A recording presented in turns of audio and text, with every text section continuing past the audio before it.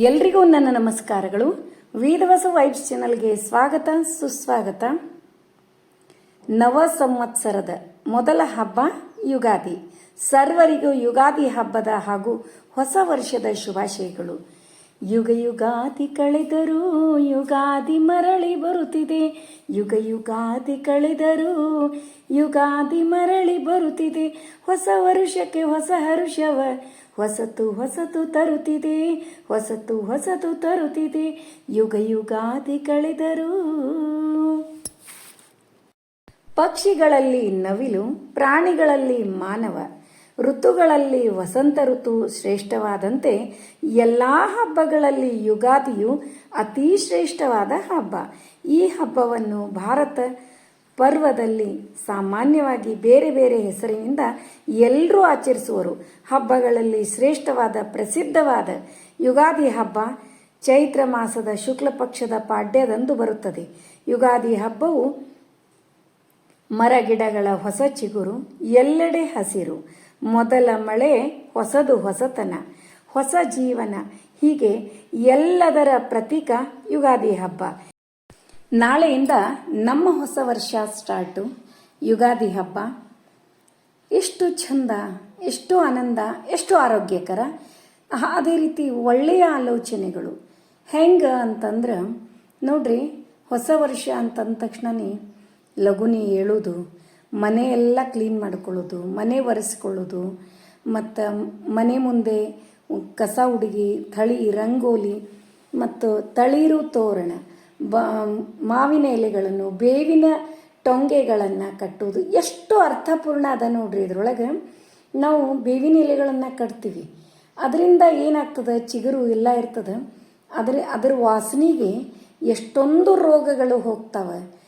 ಹೊಸ ವರ್ಷ ರೋಗಗಳನ್ನು ದೂರ ಮಾಡಿ ನಮಗೊಂದು ಪಾಸಿಟಿವ್ನೆಸ್, ಒಂದು ಧನಾತ್ಮಕ ವೇ ಒಳಗೆ ಕರ್ಕೊಂಡು ಹೋಗ್ತದೆ. ಅಡುಗೆ ಕೂಡ ಹಾಗೇನೆ ಒಂದು ಸಿಹಿ ಪದಾರ್ಥವನ್ನು ಮಾಡಿ ದೇವರ ಪೂಜೆ ಇವೆಲ್ಲವೂ ನಾಳಿನ ದಿವಸ ಹೊಸ ವರ್ಷ ಅಂತಂದ್ರೆ ಎಷ್ಟು ನಮ್ಮ ಹಿಂದಕಿನವ್ರು ಏನು ಮಾಡ್ಯಾರ. ನಾವು ಯಾವಾಗಲೂ ಅಂತೀವಿ ನಮ್ಮ ಪೂರ್ವಜರು ಹೆಂಗೆ ರಿಯಲ್ ಸೈಂಟಿಸ್ಟು ಅಂಥೇಳಿ ನಾವು ಅಂದಾಗ ನಮಗೆ ಗೊತ್ತಾಗ್ತದೆ ಒಂದೊಂದು ಹಬ್ಬಗಳ ಹಿಂದೆ ಅಷ್ಟೊಂದು ಅರ್ಥಪೂರ್ಣವಾದದ್ದು. ಮತ್ತು ಎಣ್ಣೆ ಹಚ್ಚಿ ಸ್ನಾನ ಅದೆಷ್ಟು ಆರೋಗ್ಯಕರವಾದದ್ದು ನೋಡ್ರಿ. ಅಂದರೆ ಎಣ್ಣೆ ಹಚ್ಚಿ ಎಲ್ಲರೂ ಮನೆಯೊಳಗಿನವರು ಎಣ್ಣೆ ಹಚ್ಚಿಕೊಂಡು ಸ್ನಾನ ಮಾಡೋದ್ರಿಂದ ಬಿಸಿಲು ಜಾಸ್ತಿ ಆಗ್ತದೆ, ಅದನ್ನು ತಡ್ಕೊಳ್ಳುವಂಥ ಶಕ್ತಿ ಬರ್ತದೆ. ಹಿಂಗೆ ಒಂದೊಂದು ಹಬ್ಬಗಳ ಹಿಂದೆ ಒಂದೊಂದು ಚರಿತ್ರೆಗಳು. ಮತ್ತು ಏನೇ ಮಾಡಿದರೂ, ಒಂದು ಅಡುಗೆ ಮಾಡಲಿ, ಒಂದು ಏನೇ ಮಾಡಿದರೂ ಕೂಡ ಅದರ ಹಿಂದೆ ಒಂದು ನಾವು ವಿಚಾರ ಮಾಡಿದಾಗ ಸೈನ್ಸ್ದಿಂದ ಹೋದರೂ ಕೂಡ ಸೈಂಟಿಫಿಕ್ಕಾಗಿ ನಾವು ವಿಚಾರ ಮಾಡಿದರೂ ಅದು ಕರೆಕ್ಟೇ ಇರ್ತದೆ. ಆಧ್ಯಾತ್ಮಿಕವಾಗಿಯೂ ಎಷ್ಟು ಕರೆಕ್ಟಾಗೇ ಇರ್ತದೆ. ಹೌದಿಲ್ರಿ? ನಮ್ಮ ಪೂರ್ವಜರು ಯಾವಾಗಲೂ ಎವ್ರಿ ಒನ್ ಹಬ್ಬ ಇರಲಿ, ಏನೇ ಇರಲಿ, ಅವ್ರ ಬಗ್ಗೆ ಒಂದು ವಿಚಾರ ಮಾಡಿದಾಗ ಒಂದು ಥಾಟ್ ಏನ್ರಿ, ಒಂದು ಗಾದೆ ಇರಲಿ, ಯಾವುದೇ ಇದ್ದರೂ ಕೂಡ ನಮಗೆ ಅವರು ರಿಯಲ್ ಸೈಂಟಿಸ್ಟ್ ಅಂತೇಳಿ ಪ್ರೂವ್ ಆಗ್ತದೆ. ಹೌದಿಲ್ರಿ? ಇನ್ನೂ ಒಂದು ಪಾಡ್ಯ, ಹೊಸ ವರ್ಷ ಪಾಡ್ಯ ಸ್ಟಾರ್ಟ್ ಆಗ್ತದೆ. ಪಾಡ್ಯದಿಂದ ನಾನು ವರ್ಷ ಮಾಡಿರ್ತೀನಿ ಈ ಪೂಜೆಯನ್ನು. ನಾ ಮೊದಲು ಸಣ್ಣ ರಂಗೋಲಿ ಹಾಕಿ ಯಾವುದೋ ಒಂದು ಒಟ್ಟು ದೇವ್ರದ್ದು ರಂಗೋಲಿ ಹಾಕ್ತಿದ್ದೆ. ಹನುಮಂತಪ್ಪನ ಗುಡ್ಡ ಅನ್ರಿ, ಅಂದ್ರೆ ಅಂಜನಾದ್ರಿ ಬೆಟ್ಟ ಅನ್ರಿ, ಇವು ಯಾವರೇ ಹಾಕ್ತಿದ್ದೆ. ಈಗ ನಾವು ಯಂತ್ರೋದ್ಧಾರಕ ಹನುಮಂತ ದೇವ್ರಿಗೆ ಹೋಗಿ ಬಂದಾಗಿಂದ, ಅಲ್ಲಿ ಮಹತ್ವ ತಿಳಿದಾಗಿನಿಂದ ಯಂತ್ರೋದ್ಧಾರಕ ಹನುಮಂತ ದೇವ್ರ ರಂಗೋಲಿನೇ ಹಾಕಿ ಸ್ತೋತ್ರ ನಮಾಮಿ ದೂತಂ ರಾಮಸ್ಯ ಸುಖದಂ ಚ ಸುರದ್ರಮದ ಅಲ್ರಿ, ಆ ಸ್ತೋತ್ರವನ್ನು 3 ಸಾರಿ ಹೇಳೋದು. ಮತ್ತು ಯುಗಾದಿ ಪಾಡ್ಯದಿಂದ ಇದು ಒಂದು 15-20 ದಿವಸ ಹನುಮ ಜಯಂತಿವರೆಗೂ ಹಿಡಿಯುವ ಸೇವಾದರಿ. ಬಟ್ ನಾನು ಇನ್ನೂ ಬೇಡ್ಕೊಂಡು ಇದೇ ಕೆಲಸ ಆಗಲಿ ಅಂತೇನು ಹಿಡ್ದಿರಂಗಿಲ್ಲ. ಎವ್ರಿ ಇಯರ್ ಮಾಡ್ತೀನಿ ನಾ ಇದನ್ನು. ರಂಗೋಲಿ ಹಾಕಿ ದಿನನಿತ್ಯ ಹನುಮಪ್ಪನ ಫೋಟೋ ಇಟ್ಟು, ನಿಮ್ಮ ಮನೆಯೊಳಗೆ ಯಾವ ಹನುಮಂತ ದೇವ್ರದ್ದು ಫೋಟೋ ಅದ ಅದು ಇಡ್ರಿ. ನಮ್ಮ ಮನೆಯೊಳಗೆ ಕೋರ್ವಾರ ಹನುಮಪ್ಪಂದದ. ಹೀಗಾಗಿ ನಾನು ಯಂತ್ರೋದ್ಧಾರಕ ಸ್ತೋತ್ರನೂ ಹೇಳ್ತೀನಿ, ಮತ್ತು ಕೋರ್ವಾರೇಶ ಸ್ತುತಿ ಅಂತದ ಅದನ್ನು ಕೂಡ ಹೇಳಿರ್ತೀನಿ. ನೀವು ಕೋರ್ವಾರೇಶ ಸ್ತುತಿ ಹೇಳ್ಬೋದು, ಯಂತ್ರೋದ್ಧಾರಕ ಹನುಮಂತ ದೇವ್ರದ್ದು ಸ್ತೋತ್ರ ಹೇಳ್ಬೋದು, ನಮಾಮಿ ದೂತಮ್ಮ, ಅಥವಾ ಶ್ರೀಯರಸ ಭಕ್ತನ ಮಾತು, ಶ್ರೀ ವೀರಮಾರುತಿ ಪ್ರಸನ್ನ ಹನುಮಾನ್ ಚಾಲಿಸ ಅದನ್ನು ಹೇಳ್ಬೋದು. ಯಾವುದು ನಿಮಗೆ ಬರ್ತದೋ ಅದನ್ನು ಹೇಳ್ರಿ. ನಾನು ಇಷ್ಟೊಂದು ವರ್ಷಗಳಿಂದ ಮಾಡ್ಕೋತ ಬಂದೀನಿ. ಮತ್ತು ಇದನ್ನು ಕಮೆಂಟ್ ಒಳಗೂ ಹಾಕಿದ್ರಿ ನೀವು, ಅದರ ಸಲುವಾಗಿ ತೋರಿಸ್ಲಿಕತ್ತೀನಿ. ಮತ್ತು ಹನುಮನ್ ದೇವ್ರ ಫೋಟೋಕ್ಕೆ ಒಬ್ಬೊಬ್ಬರು ಬಾಲಕ್ಕೆ ಗಂಧ ಹಚ್ಚಿ ಕುಂಕುಮ ಹಚ್ಕೋತ ದಿನ ಒಂದು ಸರಿ ಹೋಗುದ್ರಿ. ಹಾಗೆ 2 ತುಪ್ಪದ ಬತ್ತಿ ಹಚ್ಚಿಡೋದು. ಮೊದಲಿಗಿನ ದಿವಸ ಫಸ್ಟಿಗೆ ಹಿಡಿದಾಗ ಸಂಕಲ್ಪ ಮಾಡಿಕೊಂಡು ಮನಸ್ಸೊಳಗೆ ನೀವೇನು ಬೇಡ್ಕೊಂಡು ಹಿಡಿತಿದ್ರೆ ಸಂಕಲ್ಪ ಮಾಡಿಕೊಂಡು ಗಣೇಶನ ವಿಘ್ನೇಶ್ವರನ ಯಾವುದೋ ವಿಘ್ನಗಳು ಬರದಂತೆ ನೋಡ್ಕೊ ಅಂತೇಳಿ ವಿಘ್ನೇಶ್ವರಂದು ಪೂಜೆ ಮಾಡಿ ನೈವೇದ್ಯ ಮಾಡಿ, ಬೆಲ್ಲ ನೈವೇದ್ಯ ಅಷ್ಟು ಮಾಡಿ ಹಿಡಿಬೋದ್ರಿ. ನೋಡ್ರಿ ಇಲ್ಲಿ ಮಾಡಿಲ್ಲ. ಹಂಗೆ ಇದನ್ನು ತೋರಿಸ್ಲಿಕತ್ತೀನಿ. ಬಹಳಷ್ಟು ಮಂದಿ ಕೇಳಿದ್ರಿ, ಹಾಗಾಗಿ. ಮತ್ತು ದಿನನಿತ್ಯ ತುಪ್ಪದ ಬತ್ತಿ ಹಚ್ಚಿಟ್ಟು ಸ್ತೋತ್ರ ಹೇಳಿದ್ನಲ್ಲ, ಯಾವ್ದು ಬೇಕಾದ ಸ್ತೋತ್ರ ನೀವು ಹೇಳ್ಬೋದು.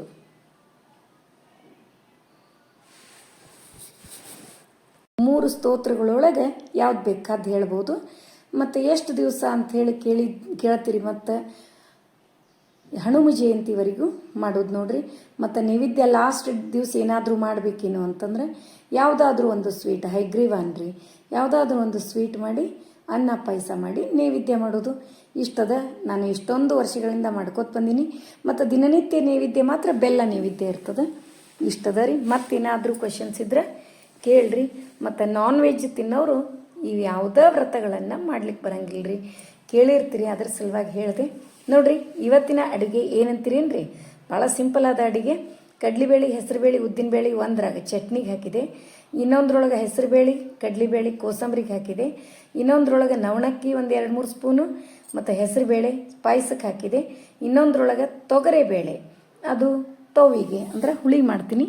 ಇಷ್ಟು ನೋಡ್ರಿ. ಇಷ್ಟು ರೆಡಿ ಇಟ್ಕೊಂಡು ಬರ್ಶನ್ ಕಟ್ಟಿ ಒರೆಸ್ಕೊಂಡು ಅನ್ನಪೂರ್ಣೇಶ್ವರಿಗೆ ಬೇಡ್ಕೊಂಡು ಇವತ್ತಿನ ಅಡುಗೆಯನ್ನು ಸ್ಟಾರ್ಟ್ ಮಾಡೋಣ್ರಿ. ಈಗ ಎಲ್ಲ ಚೆಂದಾಗಿ ನೀರು ಹಾಕಿ 2 ಸರಿ ತೊಳೆದು ಅಡುಗೆ ಇಟ್ಬಿಡ್ತೀನಿ ಫಾಸ್ಟಾಗಿ. ಮಿನಿಮಮ್ ಒಂದು ಹೋಳಿಗೆ ಇಲ್ಲ ಅಂತಂದ್ರೆ 40-45 ಮಿನಿಟ್ಸ್ ಒಳಗೆ ಅಡುಗೆ ಆಗ್ತದೆ. 4 ಒಲೆಗಳವ, ಬಹಳ ಜಲ್ದಿ ಆಗ್ತದೆ ರೀ. 2 ಒಲೆ ಇದ್ರೆ 1.5 ತಾಸು ತನಕ ಅಡುಗೆ ಆಗ್ತಿತ್ತು ಮೊದಲಂದು. ಈಗೇನದ ನಿಮಗೇನು ಅನ್ನಿಸ್ತದೆ? ನಾ ಇಷ್ಟು ಕಡಿಮೆ ಟೈಮ್ ಹೇಳಿದ ತಕ್ಷಣ ಸಾಧ್ಯನೇ ಇಲ್ಲ ಅಂತ ಅನ್ನಿಸ್ತದೆ. ಆಗ್ತದೆ ರೀ. ಯಾಕಂದ್ರೆ 4 ಒಲೆ ಇರೋದ್ರಿಂದ 4 ಒಲೆ ಮೇಲೆ ಒಂದೊಂದು ಅಡುಗೆ ಕೂತು ಅಂದರೆ 15-20 ನಿಮಿಷನಾಗ ಇವೆಲ್ಲ ಆಗಿ ಬರ್ತವೆ. ಆಮೇಲೆ ಏನು ಚಪಾತಿ ಮಾಡೋದಿರ್ತದೆ ಮಾಡಿಬಿಡ್ತೀನಿ. ಎಷ್ಟು ನಿಮಿಷ ಆಗ್ತದೆ ನೀವೇ ನೋಡ್ರಿ. ಭಾಳ ಜಲ್ದಿ ಆಗ್ತದೆ ರೀ. ಈಗೇನದ ಚಪಾತಿ ಮಾಡ್ಬೇಕಂತ ಚಪಾತಿ ಹಿಟ್ಟನ್ನು ನಾದ್ಕೊಳಗತ್ತೀನಿ. ಸ್ವಲ್ಪ 1 ಸ್ಪೂನು ಎಣ್ಣೆ, ಅರಿಶಿನ ಪುಡಿ, ಸ್ವಲ್ಪ ಉಪ್ಪು ಹಾಕಿ ಹಿಟ್ಟು ನಾದಿ ಇಟ್ಕೋತೀನಿ.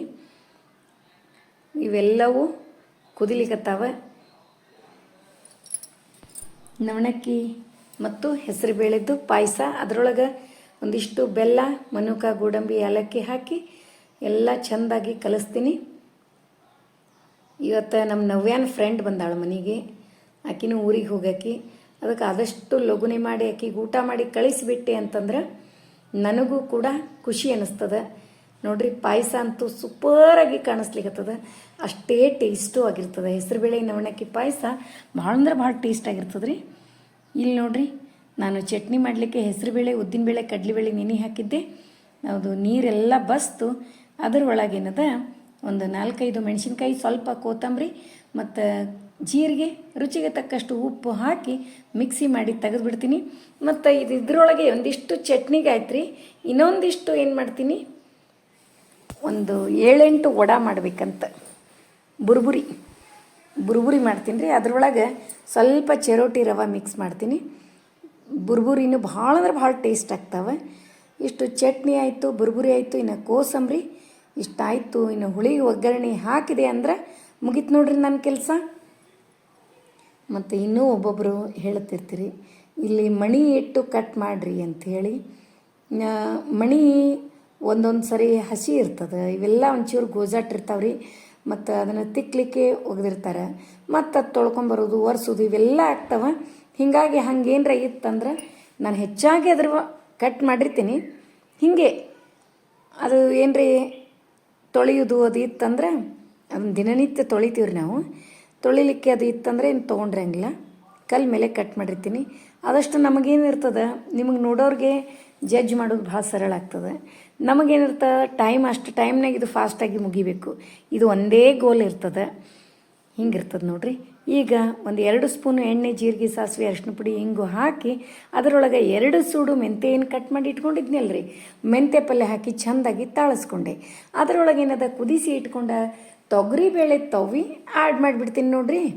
ಖರೆ ಮೆಂತೆ ಪಲ್ಯ ಹಾಕಿದ್ದು ಹುಳಿನೇ ಆಗ್ತದ್ರಿ, ಭಾಳ ಅಂದ್ರೆ ಭಾಳ ಟೇಸ್ಟ್ ಆಗ್ತದೆ.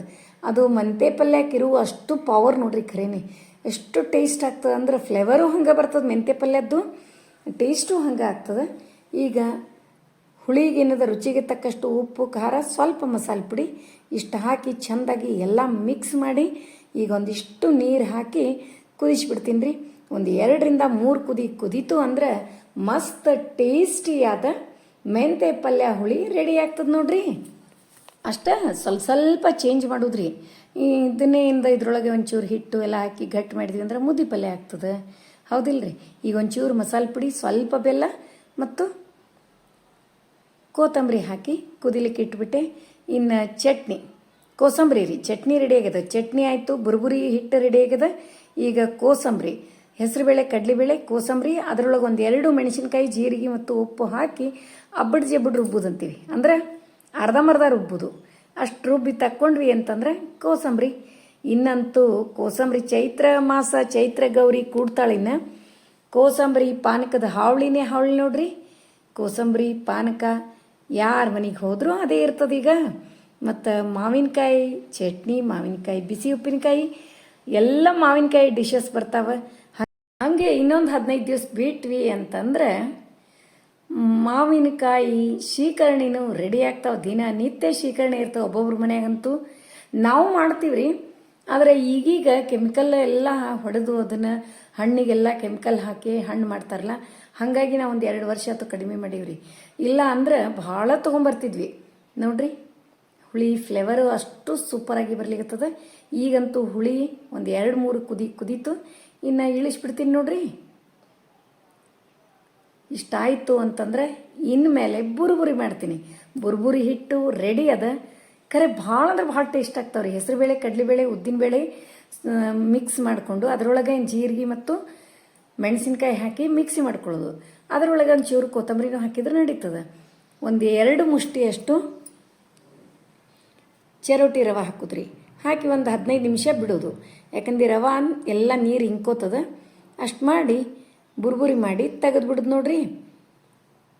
ಖರೆ ಭಾಳ ಟೇಸ್ಟ್ ಆಗ್ತಾವೆ. ನೀವು ಒಂದ್ಸರಿ ಟ್ರೈ ಮಾಡಿ ಹೆಂಗಾಗಿದ್ದು ಅಂತೇಳಿ ಕಮೆಂಟ್ ಮಾಡಿ ತಿಳಿಸೋದು ಮರಿಬೇಡ್ರಿ. ಈಗ ಫಾಸ್ಟಾಗಿ ಅಡುಗೆ ಮಾಡಿ ಮುಗಿಸಿ ಇನ್ನು ಮುಂದೆ ಇನ್ನೂ ಒಂದು ಏನು ಮಾಡ್ಲಿಕ್ಕತ್ತೀನಿ ಅಂತೀರೇನ್ರಿ, ಚಪಾತಿ ನೋಡ್ರಿ. ಡೈರೆಕ್ಟ್ ಚಪಾತಿ ಮಾಡಿ ಇಳಿಸಿದೆ ಅಂತಂದ್ರೆ ಈಗ ಈ ಎಣ್ಣೆ ಎಷ್ಟು ಚಲೋ ಅದ ಹೇಳ್ತೀನಿ ನಿಮಗೆ. ಇಷ್ಟು ಕರೆದು ತೆಗೆದ್ರೂ ಸತೇಕ ಎಣ್ಣೆ ಕರಿ ಆಗಬಾರ್ದ್ರಿ. ಕರಿ ಆಯಿತು ಅಂತಂದ್ರೆ ಎಣ್ಣೆ ಚಲೋ ಇಲ್ಲ ಅಂತ ಅಂದಂಗೆ. ಅದೇ ಕಪ್ಪು ಆಗಲಿಲ್ಲ ಅಂದ್ರೆ ಎಣ್ಣೆ ಚಲೋ ಅದ ಅಂತ ಅಂದಂಗೆ. ಅದರೊಳಗೆ ಜೀರಿಗೆ, ಸಾಸಿವೆ, ಅರಿಶಿನ ಪುಡಿ, ಹಿಂಗು ಹಾಕಿ ಒಗ್ಗರಣೆ ಮಾಡಿ ತಕ್ಕೊಂಡು ಅದು ಒಗ್ಗರಣೆ ಏನದಲ್ಲ ಚಟ್ನಿ ಮತ್ತು ಕೋಸಂಬರಿಗೆ ಹಾಕ್ತೀನಿ. ಉಳಿದ ಒಗ್ಗರಣೆ ಚಿತ್ರಾನ್ನ ಮಾಡ್ತೀನಿ ನೋಡ್ರಿ.